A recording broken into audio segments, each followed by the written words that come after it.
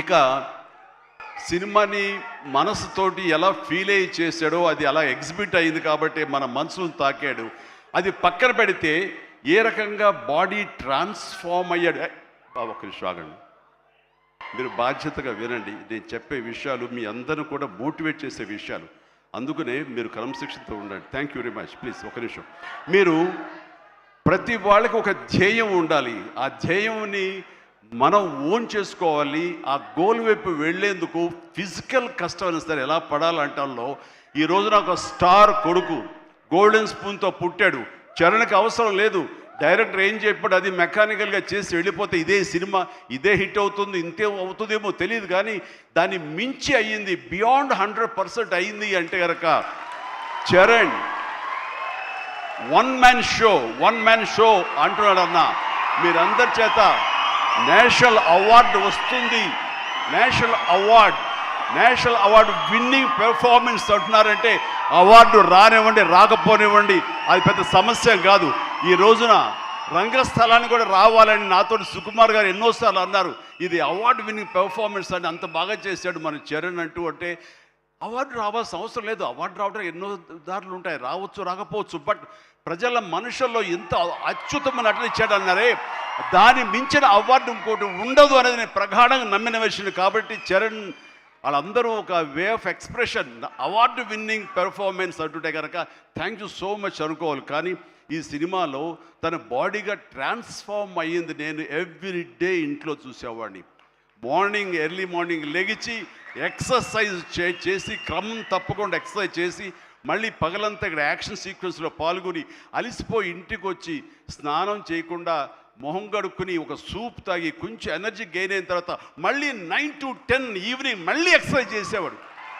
నేను అన్నాను, అవసరమా ఇది ఇలా చేస్తున్నాడు వీడు, అవసరమా అంటే లేదు, రేపు మార్నింగ్ మళ్ళీ ఫ్రెష్గా ఉండాలి, బాడీ లేకపోతే సహకరించదు, రేపు పొద్దున మళ్ళీ యాక్షన్ సీక్వెన్స్లు ఉన్నాయి, ఈ రెజ్లింగ్ ఉంది నాకు అది ఇది అంటే చెప్తుంటే కనుక వాళ్ళ అమ్మ చాలా బాధపడిపోతుంటుంది. కానీ నాకైతే మాత్రం శబాష్, కష్టాన్ని నమ్ముకున్నాడు, నాకేంట్లే అనే ధోరణిలో లేడు. నేను మనస్ఫూర్తిగా అంతరాలలో మనసుల్లో నేను తన్ని చాలా ఎప్రిషియేట్ చేస్తూనే ఉండేవాడిని. ఒకరోజు సడన్గా ఫోన్ కాల్ వచ్చింది.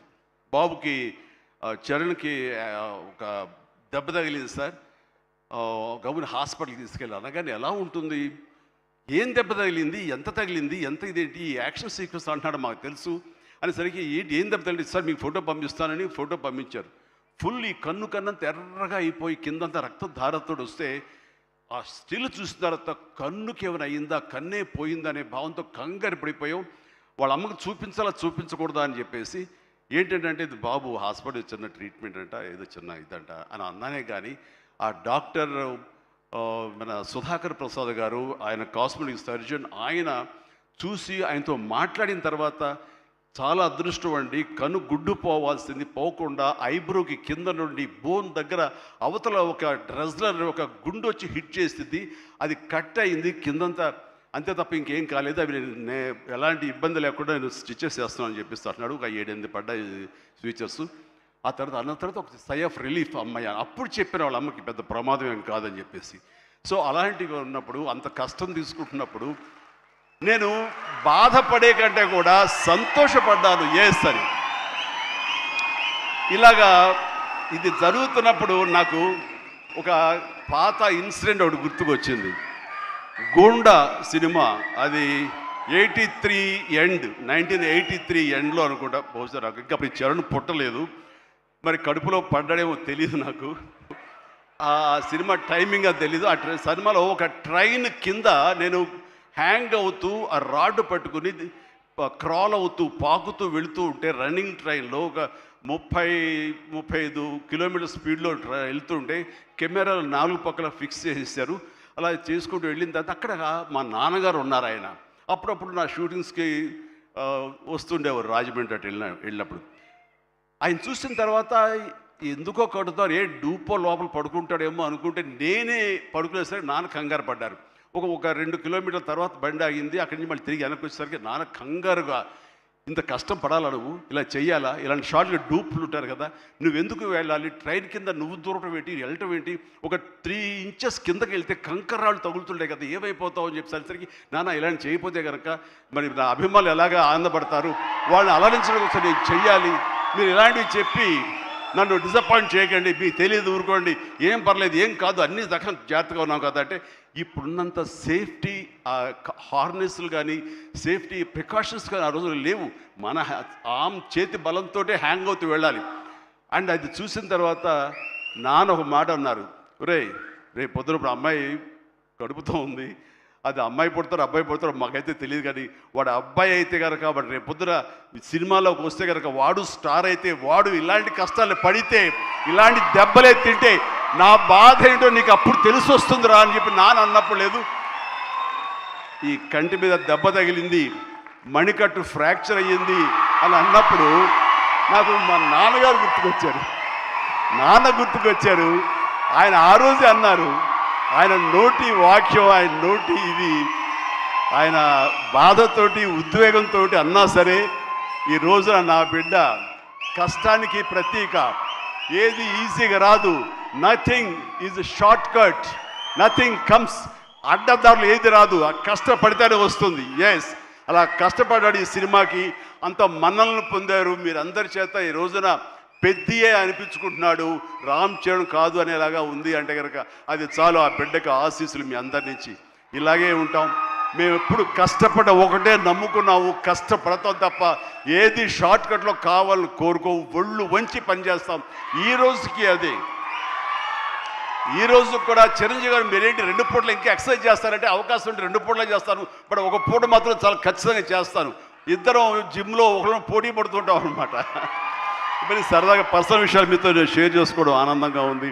అండ్ చరణ్ ఈ సినిమాలో తను నటించలేదు, జీవించాడు. అందుకనే ఇక చిరంజీవి కాదు, తను చరణ్ జీవి అని మీ నుంచి వచ్చిన మాట ఇది.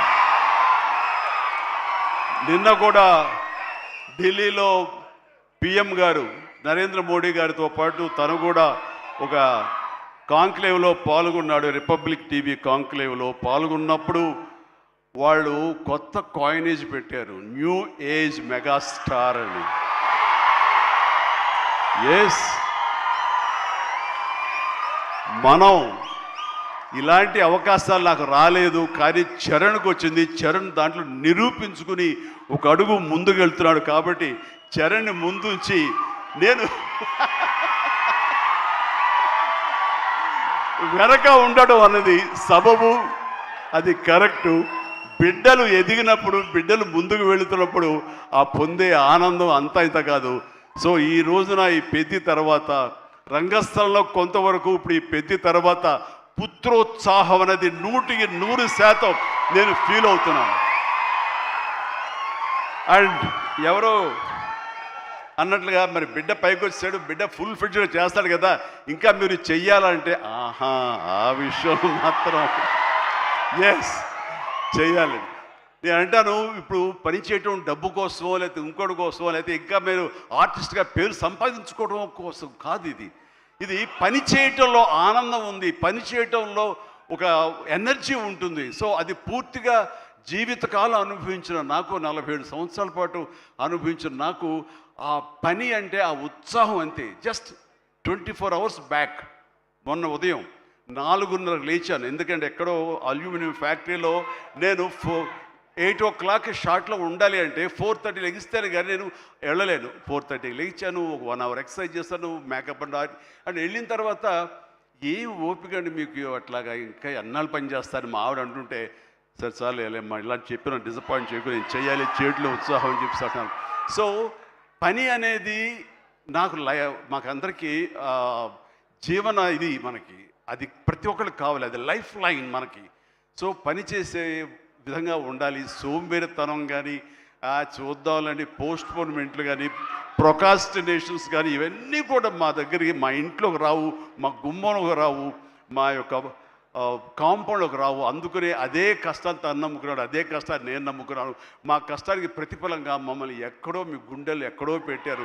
అంత మంచి స్థానం మాకు ఇచ్చినందుకు చరణ్ తరపున నేను మా కుటుంబం తరపున మీ అందరికీ మనస్ఫూర్తిగా ప్రజానీకానికి ప్రేక్షక లోకానికి ఎవరైతే ఈ సినిమాని ఆదరించారో చిన్న బిడ్డల దగ్గర నుంచి టీవీల ముందు డ్యాన్స్ వచ్చే బిడ్డల దగ్గర నుంచి థియేటర్లో కన్నీళ్ళు పెట్టుకుని ఎమోషన్లో అయినటువంటి యువత వరకు మహిళలు అమ్మాయిలు కానీ అబ్బాయిలు కానీ పెద్దవాళ్ళు కానీ వీళ్ళందరూ చూసి ఆనందిస్తుంటే నేను కూడా వావ్ చాలు ఈ జన్మ కన్నా ఫీలింగ్ నాకు ఇచ్చాడు.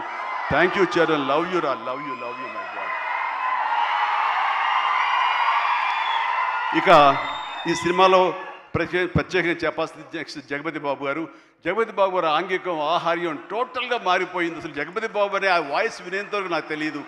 ఈ సినిమాలో ఒక ఆయువు పట్టులాగా ఉండి ఒక సోల్ ఆఫ్ ద ఫిలిం అని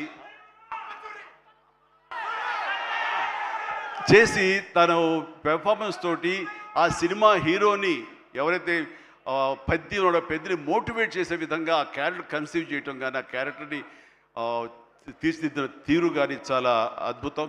అలాగే ఒక హుందాతనంతో శివరాజ్ కుమార్ ఎందుకు పెట్టారా ఏముంటుందో అనుకుంటే కనుక చరణ్ లాంటి ఆర్టిస్ట్ని మీద అజమాయిషీ చేసేవాడు ఎవరైనా ఉండాలి అంటే వాడికి ఒక స్టామినా ఉండాలి, ఒక స్ట్రెంగ్త్ ఉండాలి, ఒక ఇమేజ్ ఉండాలి. అందుకనే శివరాజ్ కుమార్ నాకు సోదరుడు సమానం. తను తీసుకుని ఈ సినిమాలో హుందాతనంతో తన డిగ్నిఫైడ్గా తను చేసి ఈ క్యారెక్టర్కు నిండుదనం తీసుకొచ్చాడు.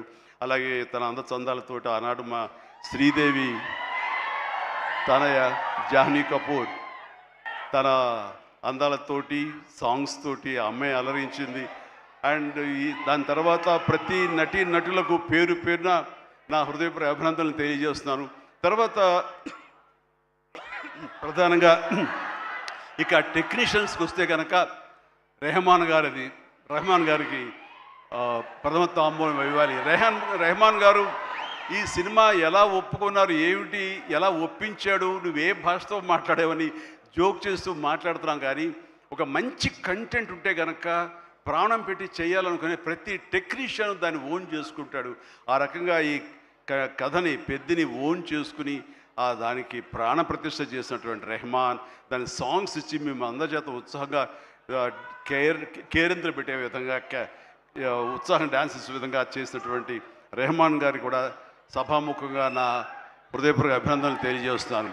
అండ్ ర్యాండీ రత్నవేలు గారు మాకు మన సినిమాలు పనిచేశారు, మా 150కి. అలాగే చరణ్తో కూడా కపుల్ ఆఫ్ మూవీస్ చేశారు. ఆయన టోటల్గా ఇంకొక పెద్ద లోకాన్ని చూపించాడు. ఆయన పెద్ద లోకాన్ని అంటే ఎక్కడ కూడా అది మన హైదరాబాద్ పరిసర ప్రాంతాల్లోనూ మహా అయితే కొంచెం శ్రీలంక దాకా వెళ్ళారు. శ్రీలంకలో తీసి ఎక్కడ చేశారు కానీ అది టోటల్గా గతంలో ఎప్పుడు చూడని విజువల్స్. ఆ రకంగా విజువల్ వండర్ క్రియేట్ చేసిన రత్నవేలును కూడా మనస్ఫూర్తిగా నేను అభినందిస్తాను. అలాగే ఆర్ట్ డైరెక్టర్స్ కానివ్వండి, ప్రొడక్షన్ మన నూలి ఎడిటర్ నవీన్ నూలి గారు కానీ ఇలా ప్రతి ఒక్కరు కూడా పూర్తిగా ఇన్వాల్వ్ అయ్యి వాళ్ళ శాఖలను న్యాయం చేస్తూ టోటల్గా కాంప్రహెన్సివ్గా ఈ సినిమాకి మరో లెవెల్కి వెళ్ళడానికి దోహదపడ్డారు. వీళ్ళందరికీ కూడా మనస్ఫూర్తిగా అభినందిస్తూ సతీష్ గారు ఇలాంటి సినిమాలు మీరు చేయండి. అండ్ ఈ సినిమాలు డెఫినెట్గా ఆదరిస్తారు ఒక న్యూ వేవ్ థాట్ తోటి. అండ్ బుచ్చి మళ్ళీ ఒకసారి చెప్తున్నాను, ఇలాంటి అవకాశాలు ఇలాంటి థాట్స్ వస్తే మాత్రం డెఫినెట్గా నువ్వు చేయాలి మీ గురువుగారి ఆశీస్సులతోటి.